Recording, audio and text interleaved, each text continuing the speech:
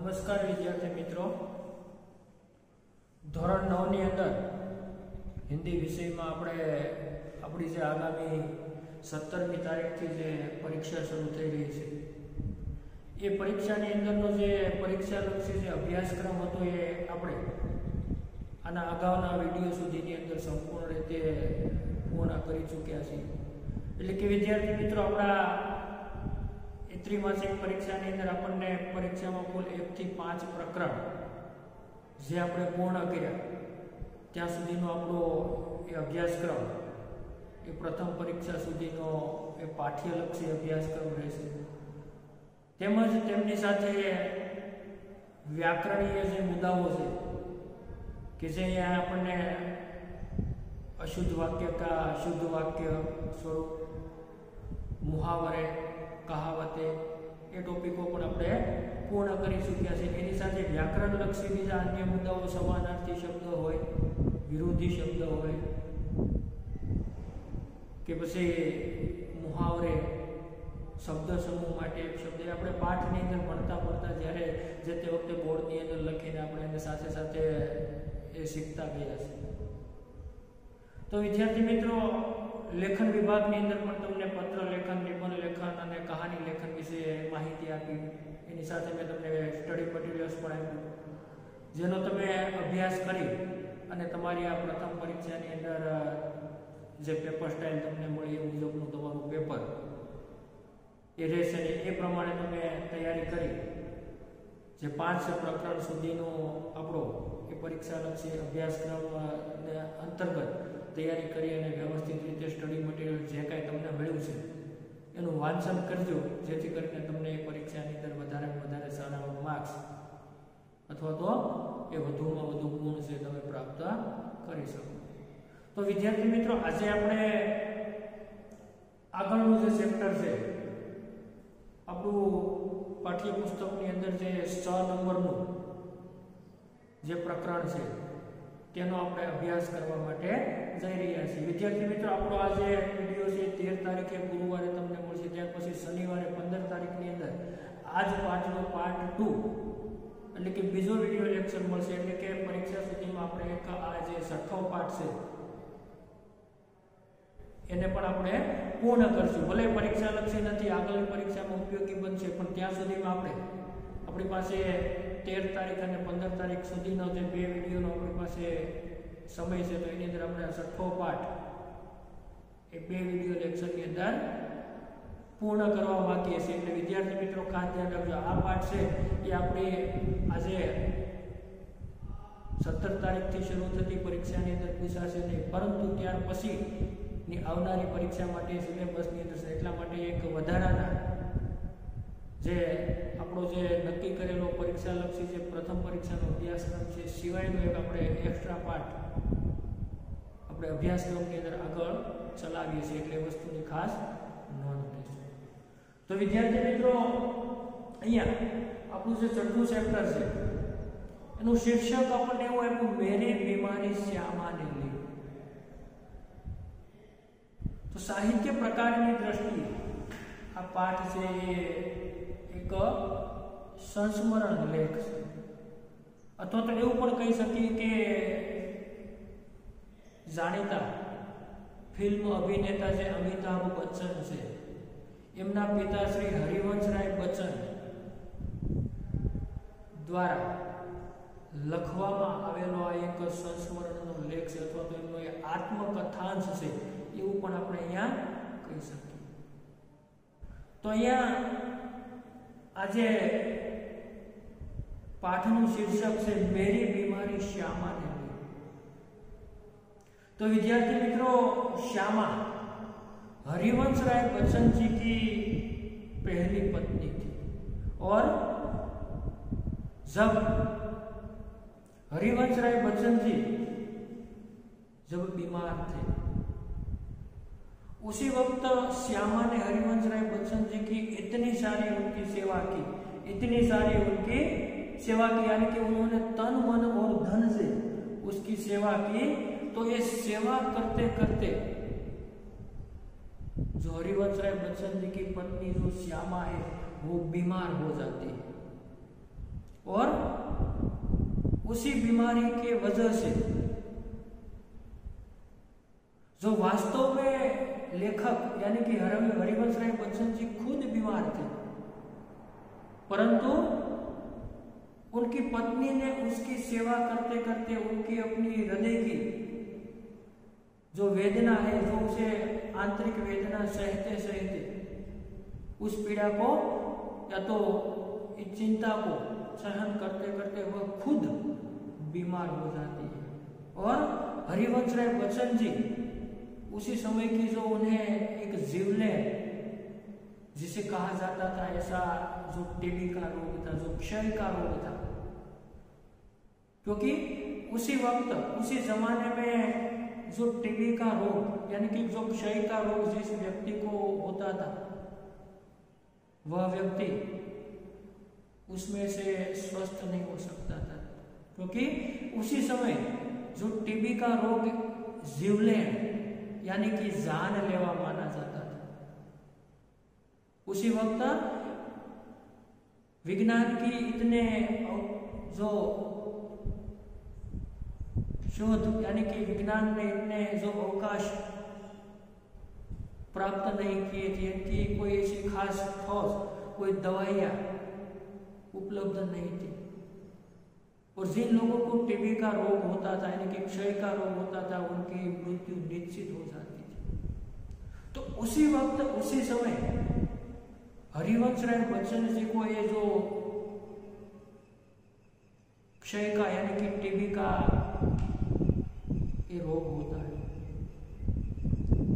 जो इसी रोग की वजह से हरिवंश राय बच्चन उसका हिम्मतपूर्वक सामना करता है, फिर भी उसकी अपनी पत्नी उसे बार बार जो अपनी नौकरी पर जाते थे, पढ़ाते जाते थे, ट्यूशन में जाते थे यानी कि क्लास चलाने जाते, उसी सभी काम से वह छुड़वाती है और घर पर बैठकर आराम करने को बार बार कहती है, परंतु ये बच्चन जी उसी वक्त उसकी जो आर्थिक परिस्थिति थी वो इतनी मजबूत नहीं थी। उनका जो छोटा भाई था वो भी इतना ज्यादा कमा नहीं सकता था, इसलिए उन्हें आर्थिक परिस्थिति की वजह से, अपनी मजबूरी की वजह से उन्हें नौकरी भी करनी पड़ती थी, साथ साथ ट्यूशन भी करना पड़ता था, और उसके साथ साथ वो लेखन कार्य भी करते थे, और उसके जो पुस्तक में से कुछ बिक्री होती थी, उसकी जो कुछ आय होती है यानी कि जो आवक आय होती है, उनकी वजह से उनका गुजारा चलता था। और उसी वजह से वो अपना काम छोड़ना नहीं चाहते थे, क्योंकि अगर जो स्कूल में वो छुट्टी रख दे, अपने ट्यूशन क्लास में जाने को बंद कर दे, तो घर चलाना उनके लिए मुश्किल हो जाता। तो इसी वजह से वे काम नहीं छोड़ते थे, और उसके साथ साथ उनके ऊपर थोड़ा बहुत 400-500 रुपये का उसी जमाने में उन्होंने कर्ज भी किया था, और वह भी उसे अदा करना था या तो भुगतना था। तो इन सारी चिंताओं की वजह से बच्चन जी ये भारी रोग के कारण, बुखार के कारण, खांसी के कारण, जुकाम के कारण, ये बीमारी में भी सतत यानी कि लगातार वह काम करते रहते थे। फिर एक दिन उसकी बीबी यानी कि जो श्यामा है उसे कह देती है कि भाई तुम आराम करो, छुट्टी ले लो, स्कूल में से छुट्टी ले लो, ट्यूशन जाना बंद करो, दवाइयाँ लो, इलाज करवाओ, अगर तुम्हारा जो एक कर्जा है तुम मर जाओगे तो मैं आपका कर्जा उतार दूंगी, ऐसा एक ब्रह्मास्त्र अपने पति के ऊपर रख देते। तब जो बच्चन जी को ऐसा होता है कि वे अपनी पत्नी इसी प्रकार मुझे कहे तो मेरे लिए ये गौरव की बात नहीं होगी, मेरी पत्नी मेरा कर्ज उतारे मेरे लिए अच्छी बात नहीं होगी। तो इसी प्रकार से वह अपनी पत्नी की वजह से इलाज करवाने के लिए जाते हैं, एलोपैथिक जो महंगी दवाई होती है वो शुरू करते हैं, उससे उसकी जो आर्थिक जो परिस्थिति है वह बहुत ज्यादा खराब हो जाती है। इसी सिलसिले में फिर वह सोचते हैं कि अपनी पत्नी यानी कि श्यामा ने उनके लिए क्या क्या नहीं किया।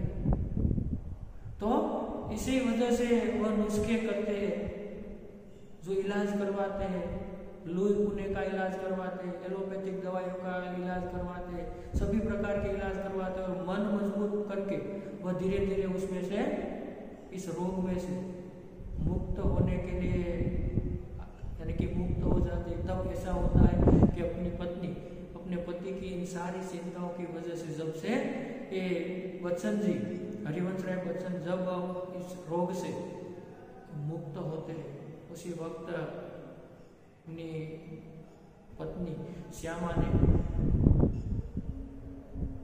बीमारी आ जाती है और श्यामा वहां से ऐसी बीमार हो जाती है कि वह कब तक ये बीमारी में से वह उठ नहीं पाती है और यहाँ तक कि 8-10 महीने की लंबी बीमारी के बाद श्यामा की मृत्यु हो जाती है। तो इसी सिलसिले में एक दाम्पत्य जीवन में जो पति पत्नी के बीच का जो प्रेम, जो स्नेह, इतना भारी स्नेह जो बच्चन जी ने यानी कि अमिताभ बच्चन के पिता जो हरिवंश राय बच्चन ने उसे अपनी पत्नी श्यामा की इसी प्रकार की अपनी इस सेवा के ऋण भुगतने के लिए यानी कि उसका ऋण चुकाने के लिए उसका संस्मरण की याद में यानी कि उसके संस्मरण के स्वरूप में पत्नी की याद में ये जो उसी का नाम से शीर्षक देकर ये गद्य स्वरूप जो संस्मरण लेके हमें हमारे अभ्यासक्रम में या तो हमारे पाठ्यक्रम में उसे रखने का प्रयास किया है। ऐसा शीर्षक दिया है कि मेरी बीमारी श्यामा ने ली। अर्थात वास्तव में खुद बच्चन जी बीमार थे पर उसकी पत्नी ने उसके बारे में इतनी सारी अपना जीवन तन मन धन से उसकी इतनी सारी सेवा की, उतनी सारी उनके मन में चिंताएं आई और फिर अंत में ऐसा परिणाम आता है कि वह खुद इतनी बीमार हो जाती है कि पति यानी कि बच्चन जी उस रोग में से मुक्त हो जाते हैं और श्यामा रोग में आकर उसकी अवसान यानी कि देहांत हो जाती है। तो इसी प्रकार का ये जो पाठ जो शीर्षक अंतर्गत यहाँ पर मेरी बीमारी श्यामा ने ली, इसी प्रकार यहाँ दिया गया। मैं आपको ये जो इसका जो सारांश यानी कि संक्षेप में उसकी बात आपके सामने रखने का प्रयास किया। तो दोस्तों ये पाठ हम इसे विस्तार पूर्वक समझे इसके पहले हम उसका जो लेखक हरिवंश राय बच्चन जी का जो परिचय प्राप्त कर लेते हैं और उसके बाद हम धीरे धीरे यानी कि विस्तार पूर्वक क्रमशः ये पाठ को आगे समझने का प्रयास करेंगे और साथ साथ यहाँ पाठ में जो कुछ जरूरी जो गहरे यानी कि जो जटिल शब्द है उसे यहाँ शब्दार्थ के रूप में हम लिखेंगे और साथ साथ कुछ व्याकरण लक्षी जो शब्द समूह है यानी कि मुहावरे, इसका भी यहाँ पर शब्द पाठ में आगे बढ़ते जाएंगे। जहाँ जहाँ जरूरत हो, आवश्यकता हो, उसे हम यहाँ पर बोर्ड पर लिखते जाएंगे। तो दोस्तों आप भी ये वीडियो लेक्चर देखते वक्त ये आपके हाथ में पेन या तो पेंसिल रखकर कुछ जरूरी शब्द है उसका आप भी बुक में या तो किताब में आवश्यकता के अनुसार आप भी उसका नोट करें या तो लिखने का प्रयास करते रहें। तो दोस्तों अब मेरी बीमारी श्यामा ने ली, हरिवंश राय बच्चन, जन्म सन 1907, निधन सन 2003। हिंदी साहित्य में हरिवंश राय बच्चन का नाम उनकी एकमात्र कृति से अमर हो गया। यानी कि दोस्तों हिंदी साहित्य ની અંદર હરિવંશ રાય બચ્ચન જીનું નામ એની માત્ર એમણે એક જ કૃતિ એટલી બધી સરસ મજાની એટલી બધી સુંદર લખી છે એનું એક જ કૃતિથી એમનું નામ છે હિન્દી સાહિત્ય જગતની અંદર એ અમર થઈ ગયું છે। हालांकि विपुल मात्रा में साहित्य सर्जन किया है, इस सिवाय पण एमणे घणुं बधुं विपुल मात्रा में साहित्य का सर्जन किया है। छायावादों काल के कवियों के बच्चन एक विशिष्ट सर्जन हिंदी के जो सायावाद के युग में बच्चन जी एक विशिष्ट सर्जक तरीके एमनी ओळख थाय छे अथवा तेमनी गणतरी थाय छे। इलाहाबाद विश्वविद्यालय के अंग्रेजी के प्राध्यापक के रूप में तत्पश्चात दिल्ली में सरकारी सेवा, आकाशवाणी और 2-1 अन्य स्थलों पर अपनी सेवाएं, अर्थात हरिवंशराय बच्चनजी के भाई दिल्ली ની અંદર સરકારી નોકરીની અંદર એમણે કાર્ય કર્યું છે, સાથે સાથે આકાશવાણી એટલે કે રેડિયો સ્ટેશનની અંદર પણ એમણે 1-2 સ્થળો પર પોતાનો સેવાઓ છે બચ્ચનજીએ આપી છે। मधुशाला के कवि के रूप में बच्चन जी को इतनी शोहरत मिली कि उनकी मधुशाला का सभा सम्मेलनों, कवि गोष्ठी आदि में होता था, लोग बड़ी संख्या में, अर्थात कि भाई मधुशाला पुस्तक सेवाथी बच्चन जी ने એટલી બધી પ્રસિદ્ધિ મળી કે એ બચ્ચન जी જ્યારે સભાની અંદર કવિ ગોષ્ઠીની અંદર અથવા તો કોઈનું સંમેલન હોય ત્યારે એની અંદર ઘણા બધા લોકો એમને સાંભળવા માટે એની અંદર ઉમટી પડતા હોય છે। એટલે कैम्ब्रिज यूनिवर्सिटी से जॉन पेंटस नामक कवि के समग्र वाङ्मय पर आपने पीएचडी की, अर्थात डॉक्टर हरिवंशराय बच्चन जी ने पीएचडी की भी उपाधि यानी कि उसे डिग्री प्राप्त की है और वह उन्होंने कैम्ब्रिज यूनिवर्सिटी से जॉन पेंटस नाम के कवि के जो समग्र जीवन के बारे में उसका अभ्यास करके उन्होंने पीएचडी की यानी कि डॉक्टरेट की उन्होंने पदवी या तो उपाधि हासिल की थी। केंद्रीय मंत्रालय दिल्ली में आपने दिल्ली विशेषज्ञ के रूप में अप्रतिम कार्य किया, એટલે કે કેન્દ્ર સરકારની અંદર એમને એક મંત્રાલયની અંદર એક વિશેષજ્ઞ તરીકે એક માર્ગદર્શક તરીકે પણ બચ્ચનજીએ સેવાઓ આપી છે, તો તેને અપૂર્વ એવું કાર્ય કરેલું છે। आपको कई पुरस्कार जैसे सोवियत लैंड पुरस्कार, साहित्य अकादमी पुरस्कार और पद्म विभूषण आदि पदवियां भी प्राप्त हुई है। એટલે કે એમની સાહિત્યની સેવા માટે લેખક તરીકે બચ્ચનજીને ઘણા બધા એવોર્ડ, પુરસ્કારો અથવા તો ઇનામો છે એને પ્રાપ્ત થયેલા છે। तीर पर कैसे रूप में आज लहरों का निमंत्रण और इस पार प्रिय तुम हो मधु है, उस पार न जाने क्या होगा, जैसी काव्य पंक्तियां आज भी लोगों की जबान पर, अर्थात કે ભાઈ લોકોના મુખ ઉપર એમની વાણી ઉપર એમની જબાન ઉપર આજે પણ આપણી એ જાણીતી જે પંક્તિઓ છે, જે કાવ્યની જે પંક્તિઓ છે આજે પણ લોકોના મુખની અંદર એ સહજતાથી સરળતાથી આપણને સાંભળવા મળે છે। मधुशाला, निशा निमंत्रण, सप्तरंगिनी, मिलनयामिनी, आकुल अंतर और एकांत संगीत नामक इनके सुप्रसिद्ध काव्य संग्रह। तो विद्यार्थी मित्रों अहींया मधुशाला, निशा निमंत्रण, सप्तरंगिनी, मिलन यामिनी, आकुल अंतर और एकांत संगीत जेवी एमणे साहित्यनी जे कृतिओ अथवा तो पुस्तक छे हरिवंशराय बच्चनजीए लखेला छे। तो क्या भूलूं क्या याद करूं, नीड़ का निर्माण फिर बसेरे से दूर और देश द्वार से सोपान तक शीर्षक से 4 खंडों में लिखी आपकी आत्मकथा है, अर्थात एमणे 4 भागनी अंदर 4 खंडनी अंदर एमणे आत्मकथा पण लखेली छे। तो 10 द्वार से सोपान तक शीर्षक हेठळ अहींया बच्चनजीए आत्मकथा पण लखी छे। मेरी बीमारी श्यामा ने ली ये आत्मकथा छे, अर्थात मेरी बीमारी जो आपको पाठ છે જે સંસ્મરણ લેખ સ્વરૂપે અહીંયા મેં નોંધ કર્યું છે તે અહીંયા પોતે બચ્ચનજીનો એક સંસ્મરણ સ્વરૂપે લખેલો લેખ છે, પણ એ શેમાંથી લેવામાં આવેલો છે એવું કદાચ કહેવામાં આવે તો આપણે એ અહીંયા બચ્ચનજીનો એક આત્મકથાંશ તરીકે પણ આપણે એને ઓળખી શકીએ।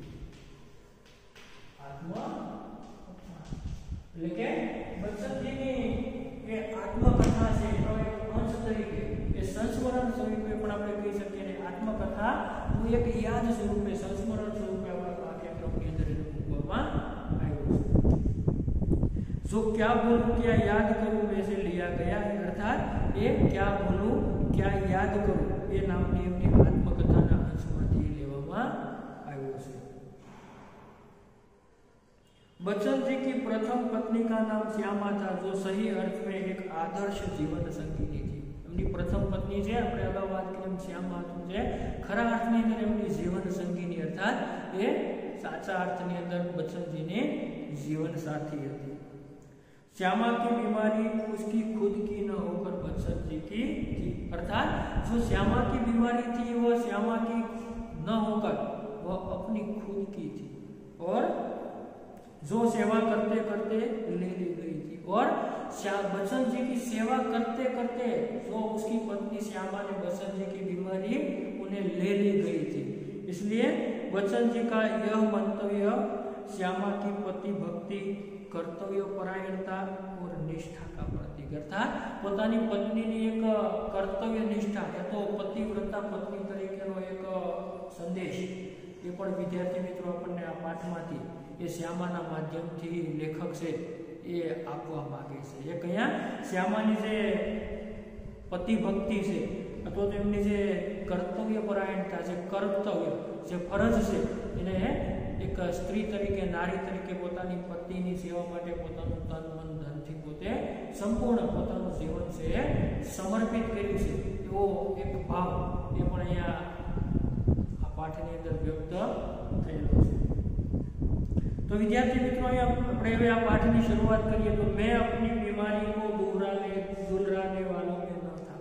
दोस्तों लेखक कहते हैं कि मैं अपनी बीमारी को दुलराने वालों में न था। दुलराना यानी कि लाड प्यार करना, એટલે કે હું મારી बीमारीને પંપાળવા વાળો નહોતો, अर्थात दुलराने वाला। तो हम क्या कहेंगे?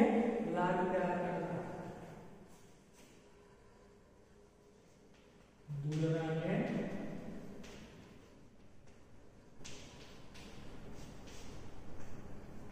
लाड प्यार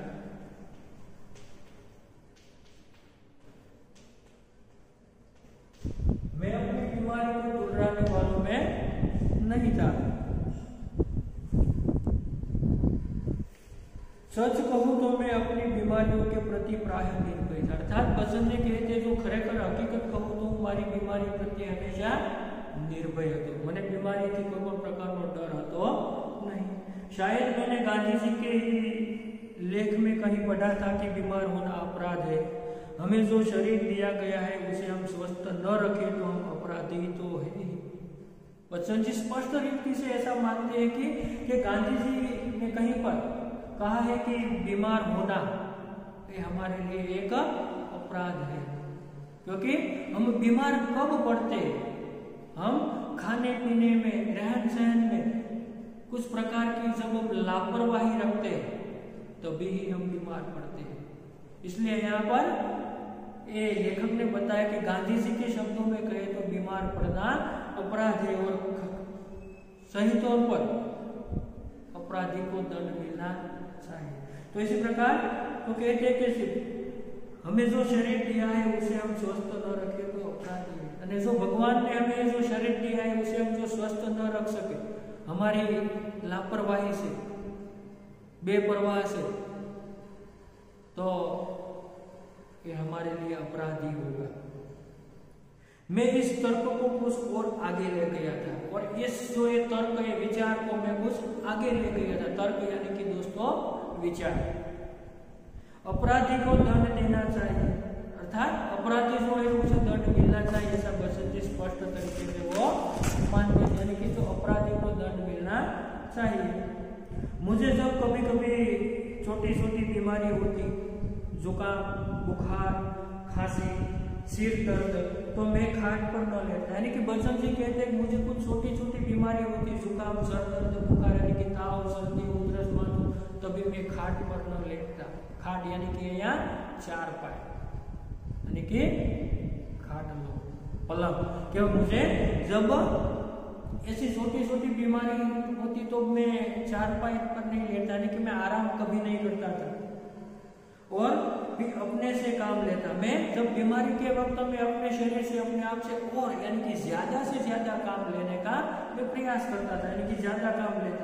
मुझे भरे फूटे बुखार में अपनी रात की ट्यूशन पर जाने की याद, यानी कि भरे फूटे यानी कि तेज, यानी कि भरपूर, अर्थात मुझे भरे फूटे बुखार में अपनी क्लास में आएगी ट्यूशनों पर जाने की याद ये भरे गुड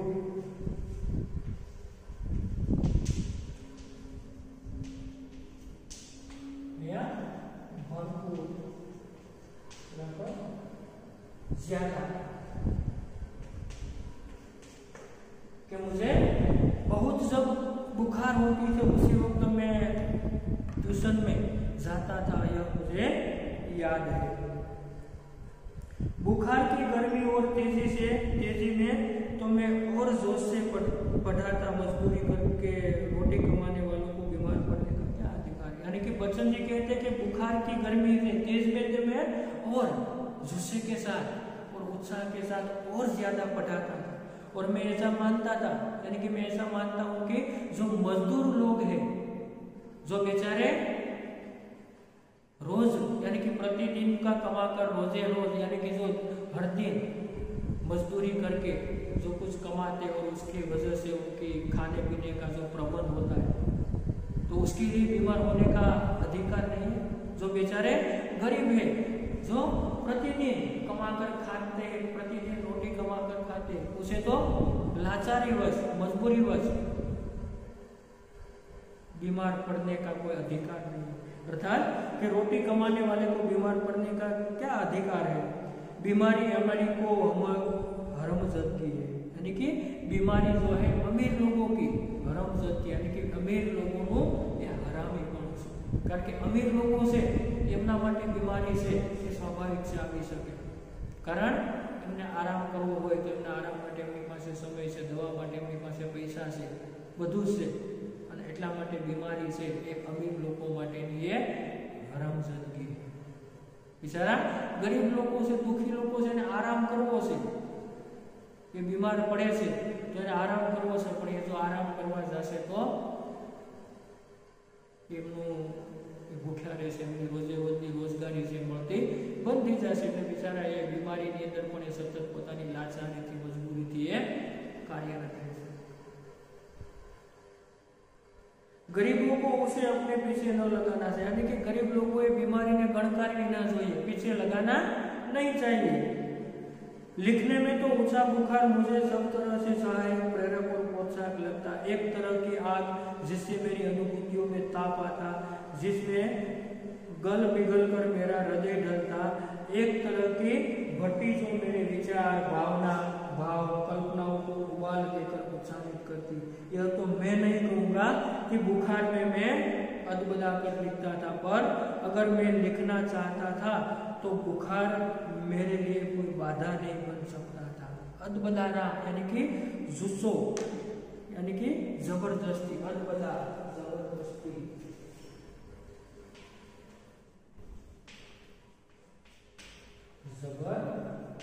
जबरदस्ती अर्थात बच्चन जी यहाँ कहते जब उन्हें बुखार होता है, बीमारी होती है, यानी कि वह उसकी जो शरीर जो नादुरुस्त होता है, उसी वक्त वह ये ज्यादा से ज्यादा वो जो बुखार की ताप होती है उसे वो ताप में उगल कर वह फिर ज्यादा से ज्यादा ये श्रम करते थे, यानी कि ये पढ़ाते थे और जबरदस्ती वो अपना लेखन कार्य करता था। जो एक लेखक था, यानी कि वह अदबदा कर लिखता था कि वो ज्यादा से ज्यादा जबरदस्ती लेके यहाँ जुस्सामा ये बीमारी ની અંદર એ વધારે બચત છે પોતાનું લેખન કાર્ય છે એ સાહિત્ય સર્જનનું કાર્ય છે એ શરૂ રાખતા।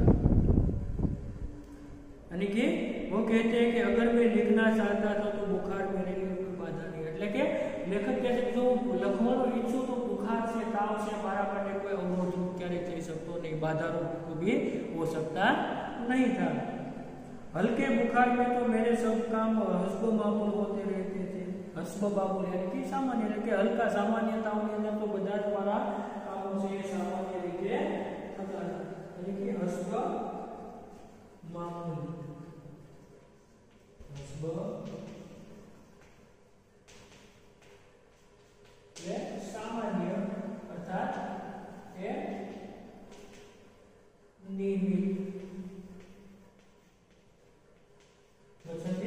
हल्का ताव के अंदर बीमारी वगैरह में दरेक कार्यों से सामान्य रीते रीते ये सरलताथी नियमित रीते थता था। कोई मेरा बदन छूकर कभी कहता था कि तुम्हें तो बुखार है, तो मैं पट से जवाब देता।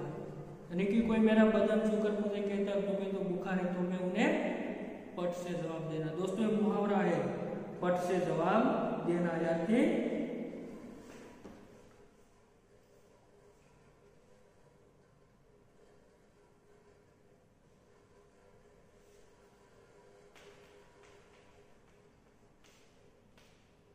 पट से जवाब देना। तो पट से जवाब देना है कि तुरंत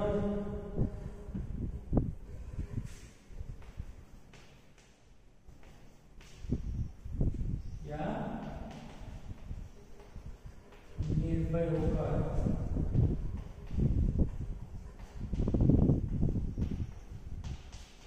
जवाब देना। यानी कि पट से तुरंत निर्भयता से डर रखे वगैरह मेरा जवाब या आप भी सकते हो। कहता कि बुखार है और मैं भी हूँ। क्या कहता बच्चन जी कि बुखार है और मैं भी उसके साथ साथ हूँ। शायद किपलिंग ने अपनी आत्मकथा में लिखा है। किपलिंग तो दोस्तों ये किपलिंग जो है अंग्रेज साहित्यकार है। कौन है? किपलिंग एक अंग्रेज साहित्यकार है। अर्थात उन्होंने बहुत अच्छी कहानियां उसने साहित्य में लिखी थी। कभी कहते हैं कि शायद किपलिंग ने अपनी आत्मकथा में लिखा है कि कभी कभी उसे बुखार में भी काम करना पड़ता था। लेकिन किपलिंग ने आत्मकथा में लिख्યું છે કે મને ક્યારેક ક્યારેક તાવની અંદર એટલે કે બીમારીમાં પણ કામ કરવું પડતું। तो और जब वो बुखार में होता था तो वो अच्छी कहानियां लिखता था। और साथ साथ हमने એવું પણ લખ્યું કે જ્યારે તાવ હોય ત્યારે વધારે સારી પોતે કહાનીઓ છે, વાર્તાઓ છે પોતે લખી છે તો લખી શક્યા છે। बुखार में कम लिखने की मुझे याद है। अर्थात बच्चन जी कहते हैं कि बुखार में कम लिखने के लिए मैं ओछू लिख्યું મને याद नहीं। वह कैसा बन पड़ा इसका निर्णय मैं न देना चाहूंगा। प्रसंगवश मुझे याद आ गया है कि अपनी दो चट्टाने को की तो सबसे बड़ी कविता छात्र के नोबेल पुरस्कार ठुकरा देने पर और दो चट्टान अथवा सिसिफस बरकत हनुमान मैंने प्लूरिसी में पढ़ी पढ़ी लिखी। अर्थात बसंत जी कहते हैं कि उनकी जो प्रसिद्ध जो रचना है दो चट्टान, उन्होंने ये जो एक छात्र है, छात्र यानी कि फ्रेंच यानी कि जर्मन साहित्यकार का यहाँ पर उल्लेख है कि जिन्होंने अपना नोबेल पुरस्कार ठुकरा देने पर और साथ साथ दो चट्टान सिसिफस बरकत हनुमान। जो सिसिफस एक कोरिंथ का राजा था, उनका नाम हमें ग्रीक साहित्य में देखने को मिलता है। तो मैंने प्लूरिसी में पढ़े पढ़े लिखी। प्लूरिसी यानी कि जो फेफड़े में पानी भर जाना एक प्रकार का रोग है। प्लूरिसी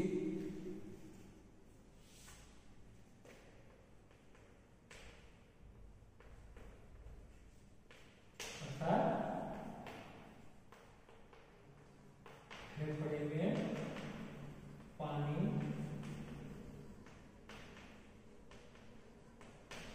भर जाना। लेकिन बच्चन जी कहते हैं ये सारी जो रचनाएं उन्होंने ये अपनी बीमारी में प्लूरिसी में पढ़े पढ़े लिखी थी।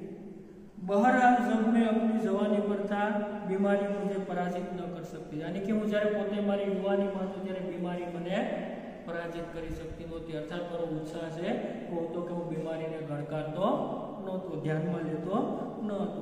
मैं ही अपनी जिद से बीमारी को पराजित कर देता था। अर्थात હું खुद મારી जिद थी, મારી हठ थी, હું बीमारीને पराजित કરી દેતો હતો। बुखार बुखार आखिर कितने दिन चलता?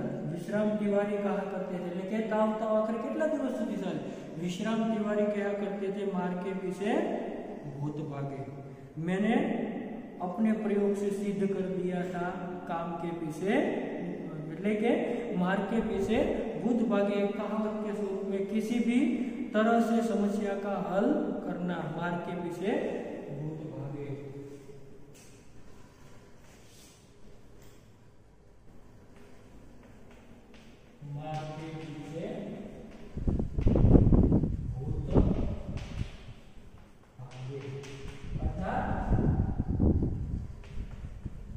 किसी भी तरह से समस्या का हल कर देना।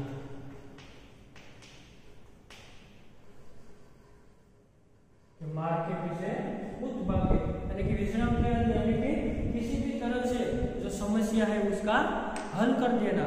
ऐसा जो विश्राम तैयारी करती है तो मैंने अपने प्रयोग से सिद्ध कर दिया। बच्चन जी कहते हैं मैं मारा પોતાના પ્રયોગથી સિદ્ધ કરી દીધું। કામ के पीछे बुखार भागे એટલે કે મારના પાછળથી એ ભૂત ભાગે કે ન ભાગે પણ કામની પાછળ એટલે કે કામ કરવાથી સતત મહેનત કરવાથી એ बुखार છે એ અવશ્ય ભાગે છે।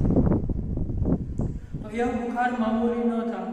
इसका संबंध उस तूफान से था जो पिछले 9 महीनों से मुझे झकझोर रहा था। झकझोरना यानी कि यहाँ पर हिला देना, झकझोर।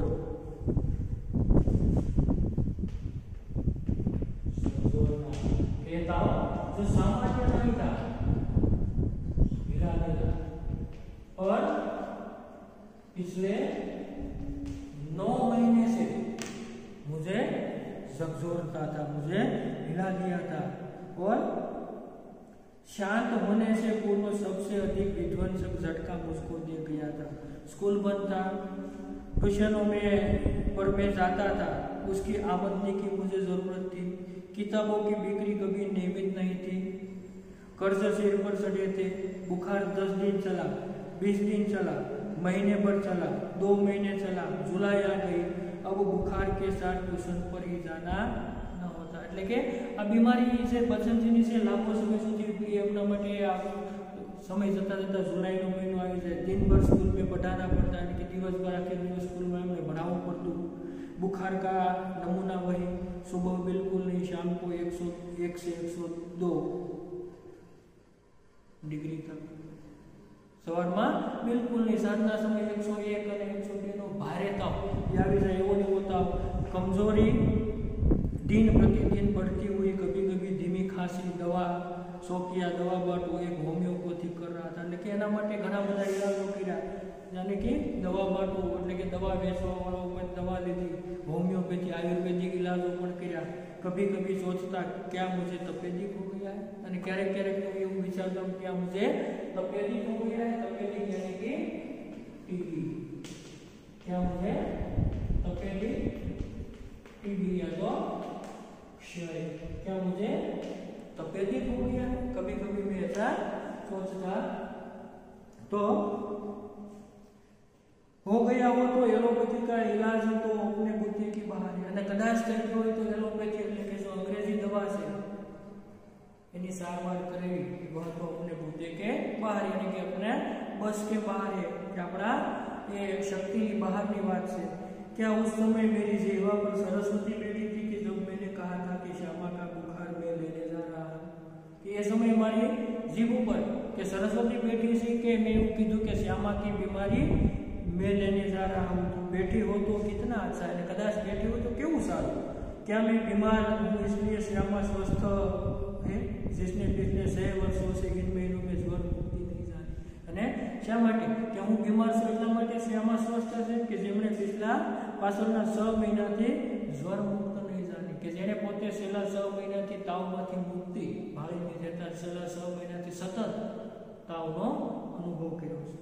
पर श्यामा को मेरी बीमारी भीतर ही भीतर खाए जा रही थी, परंतु श्यामा ने पोतानी बीमारी भीतर थी એટલે કે હૃદયથી અંદરથી એને दुखी करती थी, खाए जा रही थी। और उसने अपने इच्छा बल से जैसे अपने को स्वस्थ कर लिया था कि वह भी कहीं मेरी चिंता न बन जाए। उसके अतिरिक्त मेरी बीमारी का शायद किसी को पता भी न था, अर्थात मारी आ बीमारी को कदाच कोઈને ખ્યાલ પણ ન હતો, क्योंकि सारे काम तो मैं सामान्य रूप से किए जा रहा था, अर्थात બધા જ કામો સામાન્ય રીતે કરતો એટલે મારી જે બીમારી હતી એનો કોઈને ખ્યાલ પણ હતો નહીં, એવું બચનજી જણાવે છે। गर्मी में तो सभी थोड़े बहुत दुबले हो जाते हैं, तो गर्मी ना समय में तो બધા थोड़ा घना कदाच कमजोर बनी जाए, दुबला पड़ी जाए। एक दिन उसने मुझसे कहा कि मैं डॉक्टर बीके मुखर्जी के अपनी परीक्षा करवाऊं। एक दिवस પોતાની પત્ની એવું કીધું કે હું ડોક્ટર બીકે મુખર્જી પાસે મારું નિદાન કરવાઉં। પરીક્ષા એટલે મિત્રો અહીંયા નિદાન કરાવો। मैंने टालमटूल की, अर्थात मैंने टाळવાનો प्रयास કર્યો।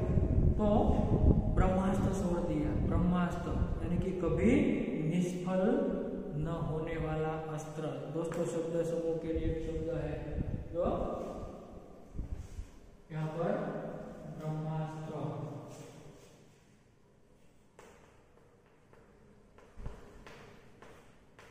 कभी निष्फल न होने वाला अस्त्र। कभी निष्फल न होने वाला अस्त्र जो ब्रह्मास्त्र कहते हैं कि उन्होंने यानी कि अपनी पत्नी ने ब्रह्मास्त्र छोड़ दिया और कहा, क्या कहा कि जब तक अपने को डॉक्टर को न दिखलाऊंगी वह खाना नहीं खाएगी। ज्यां सुधी तुम डॉक्टर पास बतावशो नहीं, निदान नहीं कराओ ત્યાં સુધી હું खाना खाई એટલે કે હું भोजन લઈશ नहीं, जमीश नहीं। ब्रह्मास्त्र तो मानता ही था, अर्थात उन्हें मानવું પડશે। डॉक्टर मुखर्जी को भय था कि उस पर क्षय का आक्रमण हुआ था। डॉक्टर मुखर्जी ने ये ख्याल હતો, ભય હતો કે કદાચ લેખક ઉપર એટલે કે બચ્ચનજી ઉપર ટીબી નું આક્રમણ થયું છે, ટીબી થઈ ગયો છે। नुस्खा उन्होंने लिख दिया। नुस्खा यानी कि दोस्तों यहाँ उपाय अथवा तो औषधि दवा कि नुस्खा उन्होंने लिख दिया और कुछ दिन चिंता मुक्त होकर पूरी तरह आराम करने को कहा। थोड़ा दिवस माटे चिंता मुक्त थईने पोताने आराम करवानी डॉक्टर मुखर्जी सलाह आपे छे। नुस्खा मुझे मौत का परवाह ना लगा, अर्थात आ नुस्खो लेखक ने मौत नो परवाह न मळी गयो એવું લાગે, કારણ કે કાંઈ કામ ન કરવું, આરામ કરવું, આવક બંધ થાય, બધી રીતે લેખકને મુશ્કેલી છે। એટલે આ ઈલાજ છે કેવો લાગે છે બચ્ચનજીને, मौतનો परवाह न હોય એવું એને લાગે છે। क्या मेरी विदा का समय आ गया? क्या कहते कि શું મારી વિદાયનો સમય आ गयो? क्या इतने ही दिनों के लिए आया था? શું આટલા દિવસ માટે નહીં આવ્યો તો ધરતી લોકની અંદર? इतना ही गाने गुनगुनाते, केवल इतना श्रम संघर्ष करने, इतने दुख संकट उठाने, स्वागत के ही साथ विदा की होती देखी तैयारी। स्वागत की साथ ज मारी विदायनी तैयारी हूँ जोवा लाग्यो। बंध लगी होने खुलते ही मेरी जीवन मधुशाला ने जीवननी मधुशाला खुलतानी साथे ज बंध थवा लागी हो एवो मने एहसास थवा लाग्यो। बच्चनजी कहे छे, क्या मैंने अपनी भविष्यवाणी स्वयं कर दी थी? अर्थात मैं मारा जीवननी भविष्यवाणी मैं खुद मैं पोते ज करी दीधी थी। सबसे मर्मवेदी प्रश्न था, अर्थात ये पोताना माटे अर्थपूर्ण, दिल को छू जाने वाला, मर्मवेदी यानी कि दिल को छूने वाला उनके लिए एक प्रश्न था। क्या श्यामा के भाग्य में वैधव्य भी लिखा है? क्या अर्थात पोतानी पत्नीना भाग्यनी अंदर वैधव्य એટલે અહીંયા विधवापन, पोतानी पत्नीना नसीबમાં विधवापन લખ્યું છે। આવું બચ્ચનજી આ નુસ્ખો છે કે મુખર્જીનો આરામ કરવાનું કહીને એમનું કામ ધંધો બંધ થાય, તો આ પ્રકારનો આ इलाज बच्चनजी माटे खरेखर अतिशय ए पीड़ादायक अथवा तो दुखदायक थई पड़े छे। तो विद्यार्थी मित्रों आपणे अहींया सुधी आ पाठने पेज नंबर 26 ना पेराग्राफ सुधी राखीए छीए। पछी आपणे आवनारा एक नेक्स्ट विडियो लेक्चर ની અંદર આ પાઠને પૂર્ણ કરશું। तो अहींया सुधी अहींया राखीए छीए।